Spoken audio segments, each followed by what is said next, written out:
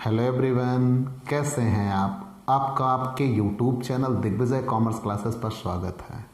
हम आपके लिए अपने इस YouTube channel Digvijay commerce classes पर बीकॉम के सिलेबस के कंपलसरी सब्जेक्ट कॉरपोरेट अकाउंटिंग की पूरी एक सीरीज लेके आ रहे हैं। उसी क्रम में हम आपके लिए एक ऐसे लेसन की शुरुआत करने जा रहे हैं जो मोस्ट इम्पॉर्टेंट लेसन है, सबसे बेहतर लेसन, सबसे ज़्यादा नंबर में पूछा जाने वाला लेसन और डेफिनेट ही एग्ज़ाम में रहेगा और सबसे ज़्यादा नंबर में रहेगा। और स्पेशली अगर हम अवध यूनिवर्सिटी की बात करें तो 40-42 नंबर में ये रहना तय है। मतलब आपने एक लेसन जीत लिया, समझो हो गए बाहुबली। तो प्यारे दोस्तों, आइए दिग्विजय कॉमर्स क्लासेस आपके लिए होल्डिंग कंपनी की शुरुआत कर रहा है। सूत्रधारी कंपनी या नियंत्रक कंपनियों के खाते। होल्डिंग कंपनी सबसे बेहतर लेसन, सबसे ज़्यादा नंबर में पूछा जाने वाला लेसन, और ये मान के चलिए कि आप किसी भी यूनिवर्सिटी के एग्ज़ाम को प्रेफर करते हो, होल्डिंग कंपनी डेफिनेट है आपको मिलेगी ही मिलेगी। तो सूत्रधारी कंपनियों के खाते या जिसे कहते हैं नियंत्रक कंपनियों के खाते। प्यारे दोस्तों, आपके कॉरपोरेट अकाउंटिंग की स्पेशल तैयारी आप चाहते हैं और आप ये चाहते हैं कि आपकी पढ़ाई आपके घर बैठे हो, आपकी शर्तों पर हो, जितनी देर आप पढ़ना चाहो आपको उतनी देर क्लासेस मिलें, तो आइए दिग्विजय कॉमर्स क्लासेस आपके लिए ये सारी खूबियां लेके आ रहा है। आप हमसे जुड़िए। हमसे जुड़कर आप अपनी पढ़ाई का वो नज़रिया पाएंगे जो आप क्लासरूम पढ़ाई या ऑफलाइन पढ़ाई में ढूंढा करते हैं। आप ऑफलाइन पढ़ाई पाने के लिए ढेर सारा पैसा, ढेर सारा समय बर्बाद करते हैं ना। कुछ नहीं, सब कुछ अब आपके पास है, आपके घर पे है। जैसी पढ़ाई चाहते हो वैसी पढ़ाई हम देने का प्रॉमिस करते हैं। हम आपके बीच से ही तो हैं, हमें पता है यार आपको क्या चाहिए। हम जानते हैं आपको हम कैसे समझा सकते हैं। तो आपकी वो सारी नब्ज हमने टटोली है, हमने वो क्लासेस आपके लिए तैयार की है। स्पेशली अगर आप बीकॉम या एमकॉम के किसी भी सब्जेक्ट की कोचिंग क्लासेस पाना चाहते हैं तो आइए दिग्विजय कॉमर्स क्लासेस आपके साथ है। प्यारे दोस्तों, होल्डिंग कंपनी, सूत्रधारी कंपनी कहते किसे हैं, सूत्रधारी कंपनी होती क्या है, परिभाषा क्या है, सहायक कंपनी क्या है, इन सब बिंदुओं की आज हम चर्चा करेंगे। तो अगर आप हमसे नए जुड़े हैं तो सबसे पहले हमारे इस YouTube channel Digvijay commerce classes को सब्सक्राइब करिए, शेयर करिए, बेल आइकन दबाइए ताकि आपको हमारे लेटेस्ट वीडियोस के अपडेट मिल सकें। आप हमसे पेड क्लास ले सकते हैं। पेड क्लास पाने के लिए आप हमारे व्हाट्सएप नंबर पर व्हाट्सएप करिए, मैसेज करिए, आपको पेड क्लास की पूरी जानकारी दे दी जाएगी जिसमें आप बहुत थोड़े से शुल्क का भुगतान करके हमसे एक रेगुलर क्लास पाते हैं। PDF मिलेगा, डाउट सेशन रखा जाएगा, क्वेश्चन पेपर सॉल्व कराए जाएंगे। तो ये सब कुछ पाने के लिए आप हमसे पेड क्लास ले सकते हैं। प्यारे दोस्तों, सबसे पहले हम ये जानते हैं कि नियंत्रक कंपनी कहते कैसे हैं।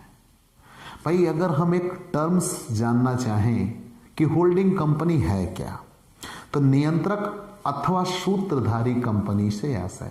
तो भाई हम नियंत्रक शब्द बार बार इस्तेमाल नहीं करेंगे, थोड़ा सा ऑड या अटपटा लगता है। हम ज़्यादातर सूत्रधारी कंपनी या होल्डिंग कंपनी शब्द हम इस्तेमाल करेंगे। ठीक है, तो एक्सेप्ट इट, यस, आपने क्लियर कर लिया। नियंत्रक कंपनी कह लें, सूत्रधारी कंपनी कह लें या होल्डिंग कंपनी कह लें, सब एक ही है। ठीक है, तो सूत्रधारी कंपनी कहते किसे हैं। सूत्रधारी कंपनी से आशय अन्य कंपनी के संचालक मंडल में आधे से अधिक सदस्यों को नामांकित करने का अधिकार रखना। मतलब एक कंपनी यदि दूसरी कंपनी के संचालक मंडल में आधे से अधिक सदस्य नामांकित करने की क्षमता रखती है, अधिकार रखती है, तो आप हो गए सूत्रधारी कंपनी। लेकिन आपको ये अधिकार कब मिलेगा? हमने ये कहा कि एक कंपनी सूत्रधारी कब होती है? जब वो किसी दूसरी कंपनी के संचालक मंडल में आधे से अधिक सदस्यों को नामांकित करने की शक्ति रखती है। जब आप एक कंपनी में आधे से अधिक सदस्यों को नामांकित करने की पावर रखते हैं तो आप उस कंपनी की सूत्रधारी कंपनी है। लेकिन ये आपको कब मिलता है? ऐसा अधिकार तब मिलेगा जब आप उस दूसरी कंपनी के समस्त अथवा आधे से अधिक समता अंशों को क्रय कर लेते हैं। तो नियम ये बना, जब एक कंपनी, हम डेफिनेशन पे हम मुड़ रहे हैं, जब एक कंपनी किसी दूसरी कंपनी के आधे से अधिक या पूरे समता अंशों का क्रय कर लेती है तो उस कंपनी के संचालक मंडल के गठन पर उसका नियंत्रण स्थापित हो जाता है। और जब उस कंपनी के संचालक मंडल के गठन पर उसका नियंत्रण स्थापित हो जाता है तो वो बशर्ते उस कंपनी को अपने में मिलाए ना, अपनी सहायक बनाकर छोड़ दे तो वो पहली कंपनी होल्डिंग कंपनी कहलाती है और वो दूसरी कंपनी सब्सिडरी कंपनी कहलाती है या सहायक कंपनी कहलाती है। मैंने क्या कहा कि जब एक कंपनी किसी दूसरी कंपनी के आधे से अधिक, आज की क्लास आपके लिए छोटी क्लास होने वाली, इतनी बड़ी छोटी सी और बहुत प्यारी क्लास होने जा रही है, बहुत ही अच्छी क्लास, बेहतर क्लास। आप ऐसी क्लासेस पाने की तमन्ना रखते हैं, आपको पढ़ के आनंद आएगा, ठीक है।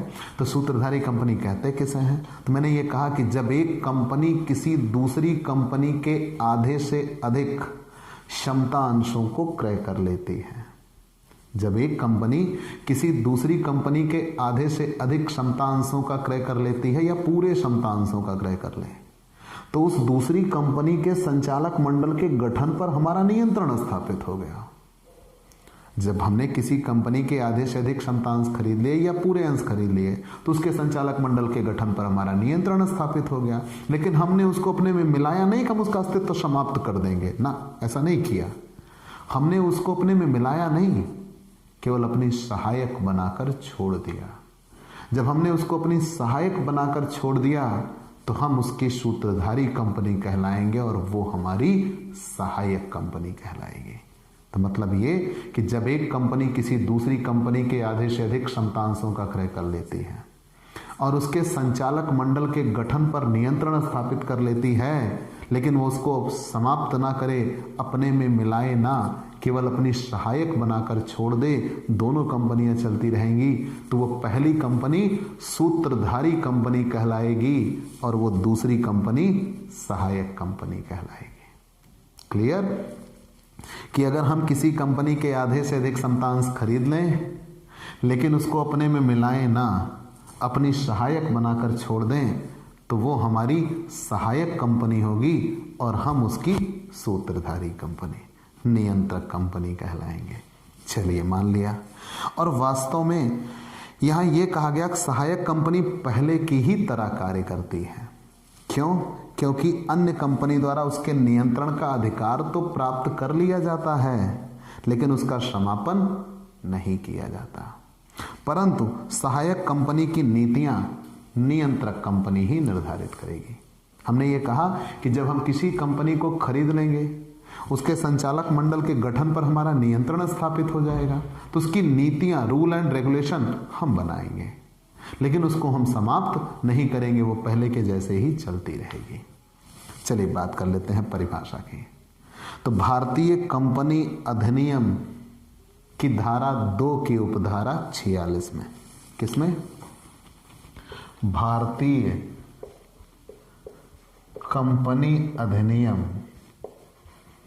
भारतीय कंपनी अधिनियम। बेसिकली यहाँ 2013 और 1956 नहीं कहा है, लेकिन आप 2013 ही मानिए।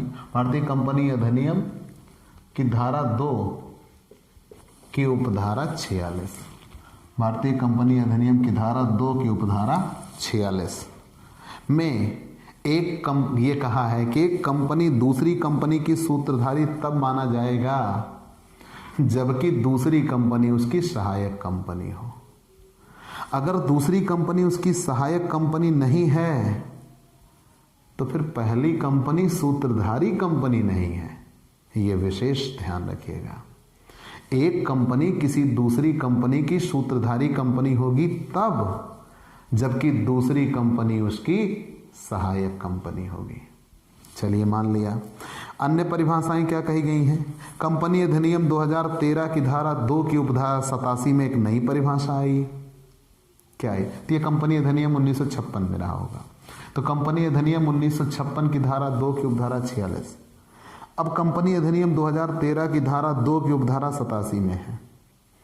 एक कंपनी किसी अन्य कंपनी की सहायक कंपनी होगी।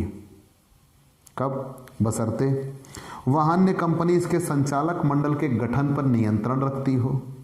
मैंने अभी इतनी देर से यही कहा कि अगर हम किसी कंपनी के संचालक मंडल के गठन पर नियंत्रण स्थापित कर लेते हैं लेकिन उसको अपने में मिलाते नहीं हैं, अपनी सहायक बनाकर छोड़ देते हैं, वह अन्य कंपनी प्रथम वर्णित कंपनी के आधे से अधिक मताधिकार अंशों का अधिकार या नियंत्रण रखती हो, और यदि प्रथम कंपनी एक विद्यमान कंपनी है जिसमें इस अधिनियम से पूर्व निर्गमित पूर्वाधिकार अंशों के धारकों के मताधिकार, ये सारी बातें कही गई हैं। तो आप इतना जानिए कि एक कंपनी किसी दूसरी कंपनी की सूत्रधारी कंपनी तब कहलाएगी जब उसके संचालक मंडल के गठन पर उसका नियंत्रण स्थापित हो जाए। और दूसरी बात यहाँ ये कही जाए, हम ऐसा नियंत्रण पाएंगे कब? जब उसके आधे से अधिक मताधिकार अंशों का या समता अंशों का हम क्रय कर लेते हैं। दूसरी बात, अगर एक कंपनी दूसरी कंपनी के समता अंश पूंजी के अंकित मूल्य के आधे से अधिक की स्वामी है तो हम हो गए उसकी सूत्रधारी और वो हो गई हमारी सहायक कंपनी। तो पूरी बात क्या बनी? डेफिनेशन तो आप 1 या 2 लिखिएगा, उससे ज़्यादा तो लिखिएगा नहीं। एग्जाम में अगर सूत्रधारी कंपनी की परिभाषा पूछ लिया जाए तो ये परिभाषा के लिए बेहतर है। कंपनी अधिनियम की धारा 2 की उपधारा 46।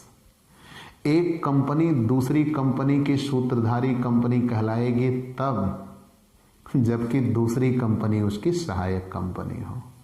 अगर दूसरी कंपनी उसकी सहायक कंपनी नहीं है तो फिर पहली कंपनी सूत्रधारी नहीं है।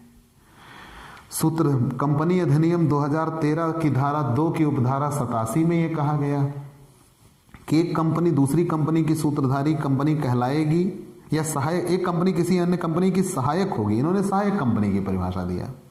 कंपनी अधिनियम 2013 की धारा 2 की उपधारा 87 में सहायक कंपनी की परिभाषा दिया गया। तो यहाँ ये कहा गया एक कंपनी दूसरी कंपनी की सहायक कब होगी? जबकि दूसरी कंपनी द्वारा इसके आधे से अधिक समतांशों का क्रय कर लिया गया है, इसके संचालक मंडल के गठन पर दूसरी कंपनी का नियंत्रण स्थापित है, तो वो दूसरी कंपनी इनकी सूत्रधारी है और ये खुद उसकी क्या कहलाएंगे? सहायक। तो एक जगह सूत्रधारी कंपनी की परिभाषा दी गई है और एक जगह सहायक कंपनी की परिभाषा। ठीक है, फिर से जान लीजिए। सूत्रधारी कंपनी की परिभाषा धारा 2 की उपधारा 46 में दिया गया है। वहां यह कहा गया है कि एक कंपनी किसी दूसरी कंपनी की सूत्रधारी कंपनी है तब जबकि दूसरी उसकी सहायक कंपनी हो। मान लिया अगर पहली कंपनी सहायक कंपनी, दूसरी पहली कंपनी सूत्रधारी कंपनी होना चाह रही है तो दूसरी कंपनी का उसका सहायक होना आवश्यक है। अब जब सहायक कंपनी की चर्चा हुई, सहायक कंपनी किसे कहते हैं? तो भारतीय कंपनी अधिनियम 2013 की धारा 2 की उपधारा 87 में सहायक कंपनी की डेफिनेशन दे दी गई है।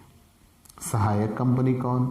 तो वहां यह कहा गया कि एक कंपनी दूसरी कंपनी की सहायक कंपनी होगी तब जब उसके संचालक मंडल के गठन पर उस पहली कंपनी का नियंत्रण स्थापित होगा, उसके आधे से अधिक क्षमता अंशों का उस पहली कंपनी ने क्रय कर लिया होगा, उसकी आधे से अधिक समता पूंजी उसके द्वारा दी गई होगी, तो वो पहली कंपनी सूत्रधारी कंपनी होगी और ये खुद उसकी सहायक कंपनी होगी।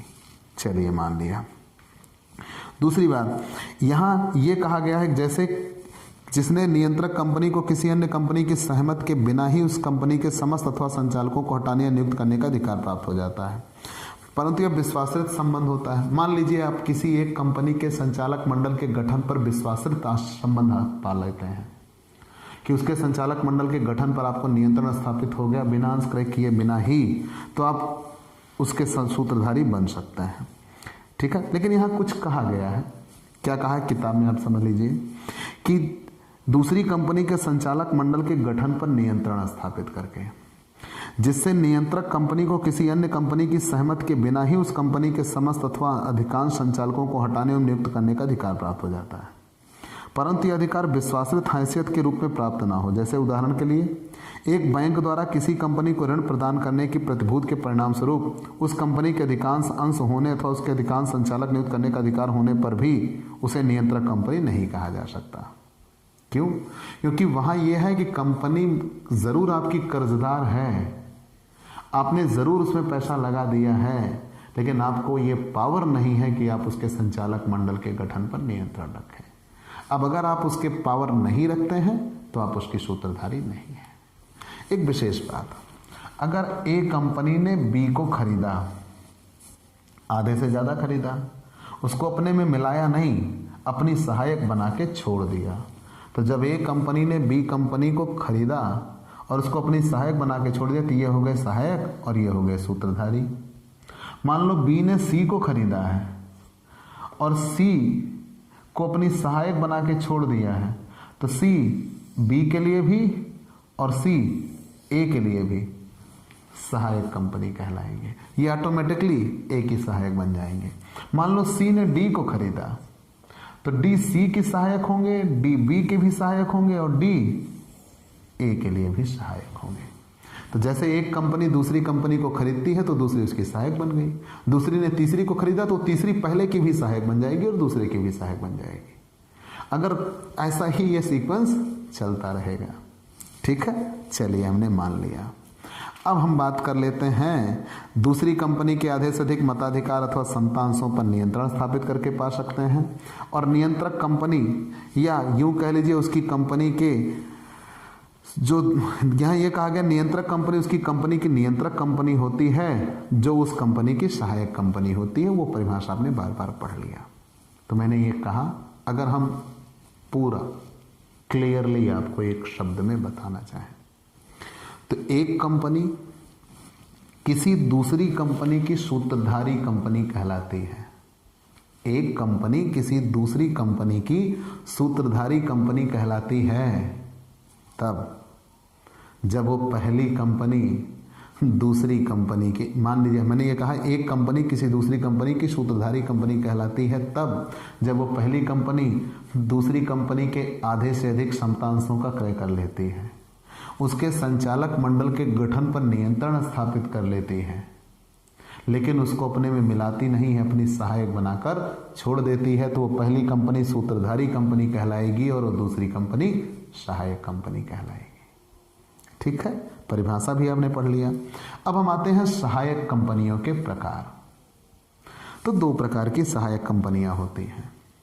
पहली तो संपूर्ण स्वामित्व वाली सहायक कंपनी। ठीक है, आपकी किताब में कुछ मिसप्रिंट हुआ है, संपूर्ण के बजाय कंपूर्ण लिखा है, सुधार कर लीजिएगा। हमने ये कहा संपूर्ण स्वामित्व वाली सहायक कंपनी। ध्यान देना, हम किस पे हैं? सहायक कंपनियों के प्रकार। What is the types of, या how many types of subsidiary company. तो सहायक कंपनियों के दो प्रकार हैं। पहला, संपूर्ण स्वामित्व वाली सहायक कंपनी। संपूर्ण स्वामित्व वाली सहायक कंपनी किसे कहते हैं? एक कंपनी दूसरी कंपनी के यदि 100% इक्विटी शेयर खरीद ले। ध्यान देना, मैंने क्या कहा? एक कंपनी दूसरी कंपनी के 100% इक्विटी शेयर खरीद ले, लेकिन फिर भी वो उसको अपने में मिलाए ना, अपनी सहयोगी बनाकर ही रखे, कहे कि तुम भी व्यापार चलाओ, बस तुम पर नियंत्रण हमारा होगा। तो हम उसके लिए सूत्रधारी होंगे, वो हमारी सहायक होगी और उसका पूर्ण स्वामित्व हमारे पास होगा। तो उसे कहेंगे पूर्ण स्वामित्व वाली सहायक कंपनी। ध्यान रहे, ऐसी दशा में किसी भी प्रकार के माइनॉरिटी नहीं होते, अल्पमत नहीं होते। अल्पमत भी एक प्रकार का भी क्वेश्चन बनेगा और ये मोस्ट इंपॉर्टेंट क्वेश्चन है। 2 नंबर में तो लिख के रख लो आया है, आएगा एग्जाम में, 10 में भी आ सकता है। ठीक है, चलिए बताते हैं। तो सहायक कंपनी के प्रकार, सहायक कंपनी के कितने प्रकार हो गए? 2। एक संपूर्ण स्वामित्व वाली सहायक कंपनी। तो मैंने ये कहा संपूर्ण स्वामित्व वाली सहायक कंपनी किसे कहते हैं? वो कंपनी जिसके 100% इक्विटी शेयर किसी दूसरी कंपनी ने खरीद लिए, लेकिन उसको अपने में मिलाया नहीं, अपनी सहायक बनाकर छोड़ दिया, तो वो पहली कंपनी सूत्रधारी और ये दूसरी कंपनी सहायक, और ये पूर्ण स्वामित्व वाली सहायक कंपनी कहलाएंगे। दूसरा, आंशिक स्वामित्व वाली सहायक कंपनी किसे कहते हैं? अब बेसिकली आपने टर्म्स ये पढ़ा कि हम किसी दूसरी कंपनी के गठन पर नियंत्रण कब पाएंगे? जब 50% से ज्यादा शेयर खरीदेंगे, और 100% हम खरीद नहीं रहे क्योंकि 100% खरीद लिया तो पूर्ण स्वामित्व वाले हो गए। तो जब एक कंपनी किसी दूसरी कंपनी के आधे से अधिक इक्विटी शेयर खरीदे, लेकिन ध्यान रहे पूरे 100% ना खरीदे, तब उससे आंशिक स्वामित्व वाली सूत्रधारी सहायक कंपनी कहते हैं।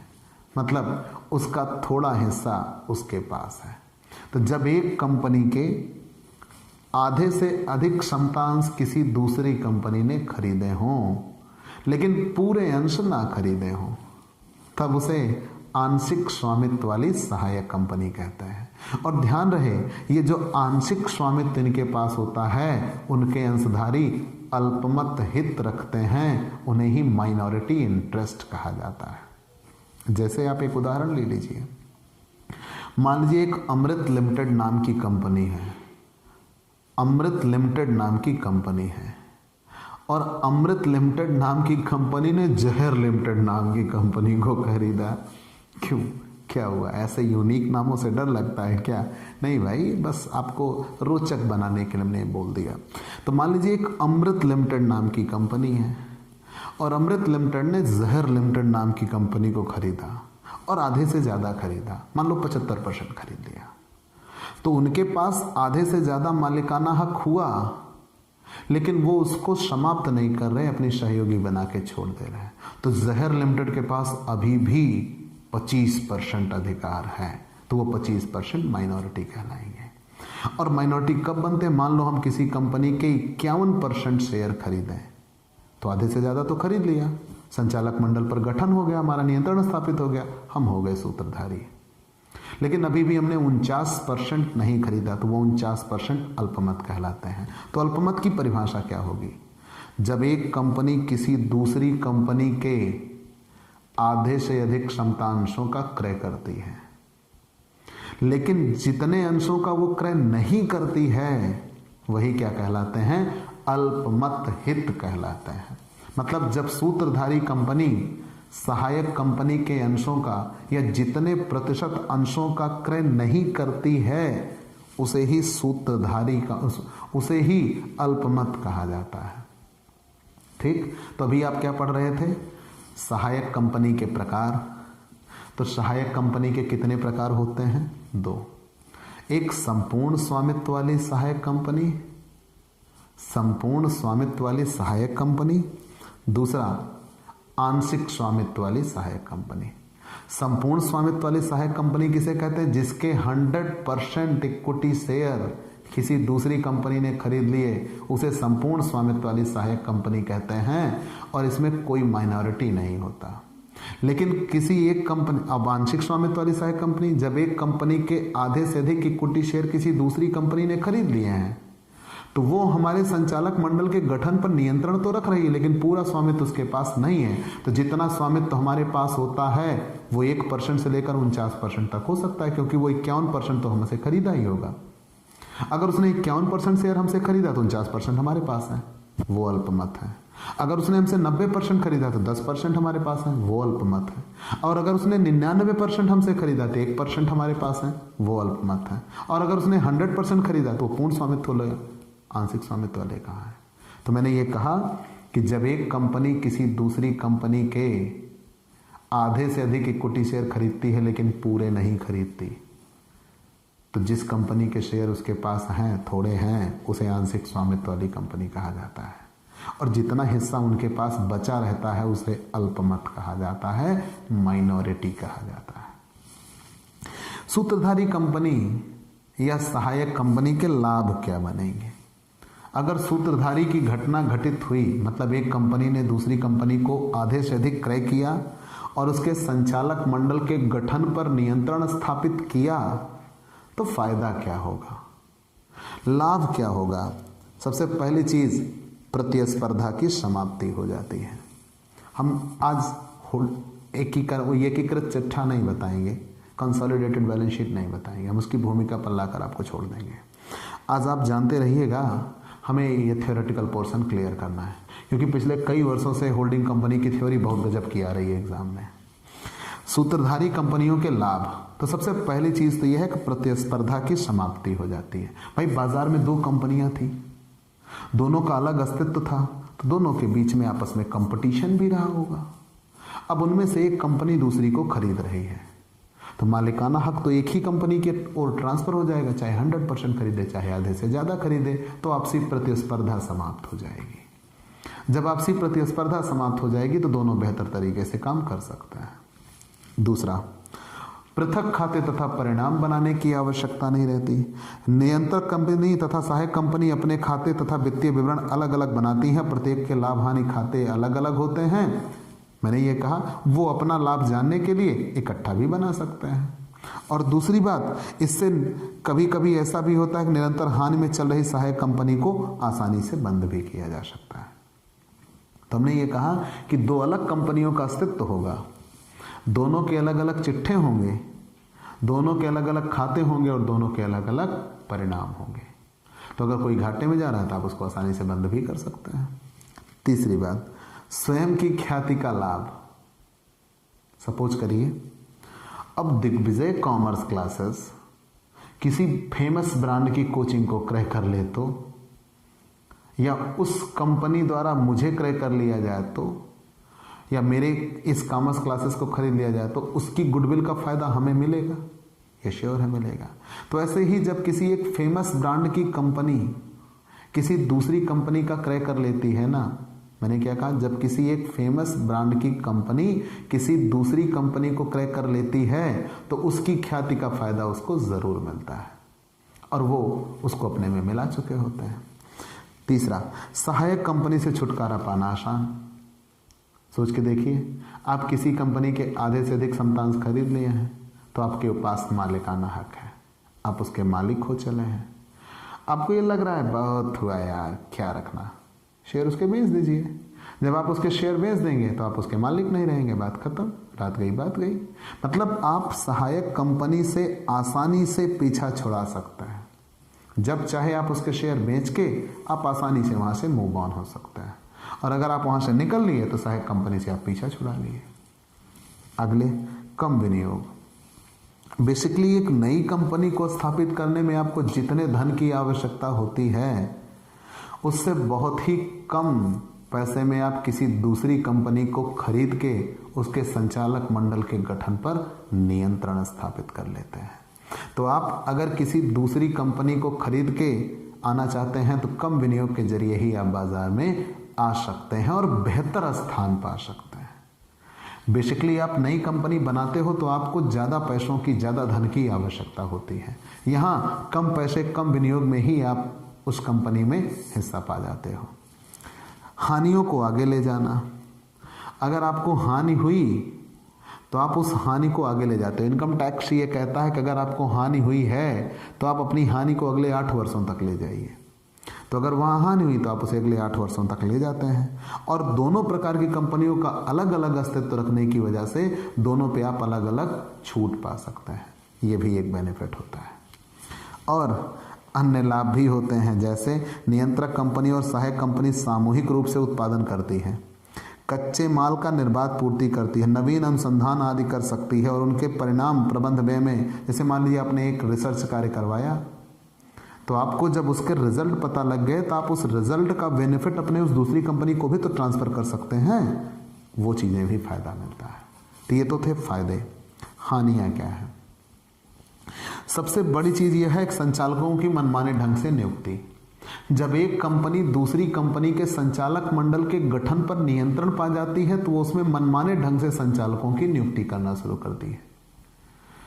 मान लो हमने आपकी कंपनी को खरीद लिया। जब हमने आपकी कंपनी को खरीद लिया, हमने आपकी कंपनी को खरीदा, आधे से ज्यादा खरीदा। अब आपकी कंपनी के संचालक मंडल पर नियंत्रण हमारा, तो हम आपके यहाँ जैसे संचालक चाहेंगे वैसे रखेंगे, जिसको चाहेंगे उसको रखेंगे, आपकी कोई चलने वाली नहीं है। तो यहाँ ये होता है कि एक कंपनी द्वारा दूसरी कंपनी के संचालक मंडल मनमाने ढंग से नियुक्त किए जाते हैं। दूसरा, अल्पमतधारियों का अहित होता है। मान लो मैंने आपकी कंपनी के 80% शेयर खरीदे। जब मैंने आपकी कंपनी के 80% शेयर खरीदे तो आपकी कंपनी के 20%, ध्यान देना, मैंने आपकी कंपनी के 80% शेयर खरीदे। जब मैंने आपकी कंपनी के 80% शेयर खरीद लिए तो आपकी कंपनी के संचालक मंडल के गठन पर हमारा नियंत्रण स्थापित हो गया। लेकिन वो 20% आपके यहाँ बचे हुए हैं। उन्होंने अपने अंश नहीं बेचे, लेकिन अब चलेगी मेरी। मैंने आपके यहाँ 80% हासिल कर रखे हैं। अब उन 20% का सदैव नुकसान होता है। वो दबे कुचले रह जाते हैं, उनकी बात नहीं चलती, उनकी भावनाएं या कह लीजिए उनका मत वहां पे नहीं चुना जाता, वो उनके साथ अहित होता है। स्टॉक मूल्यांकन में कठिनाई। जब एक कंपनी दूसरी कंपनी को खरीदती है तो पहली कंपनी के स्टॉक उस दूसरी कंपनी के और दूसरी कंपनी के स्टॉक उस पहली कंपनी के स्टॉक में कन्वर्ट होते हैं। तो आपके स्टॉक की वैल्यू क्या है और मेरे स्टॉक की वैल्यू क्या है, दोनों के वैल्यूएशन में अंतर हो सकता है। और दोनों के वैल्यूएशन में अंतर है तो दोनों का मूल्यांकन भी कठिनाईपूर्ण कार्य है। और यहाँ अंशों में सट्टेबाजी होने लगती है। यदि सहायक कंपनी के अंश स्टॉक एक्सचेंज में लिस्टेड हैं तो सहायक कंपनी के लाभ संचय और कंपनी विक्रय में हेरा फेरी के द्वारा संचालक उसके अंशों के या सट्टेबाजी भी कर सकता है। मान लिया गुप्त संचयों का निर्माण। जब आप एक कंपनी, बेईमान संचालक द्वारा गुप्त संचय का निर्माण किया जाता है और जो अंशधारी अल्पमत में होते हैं सदैव वो उससे मारे जाते हैं।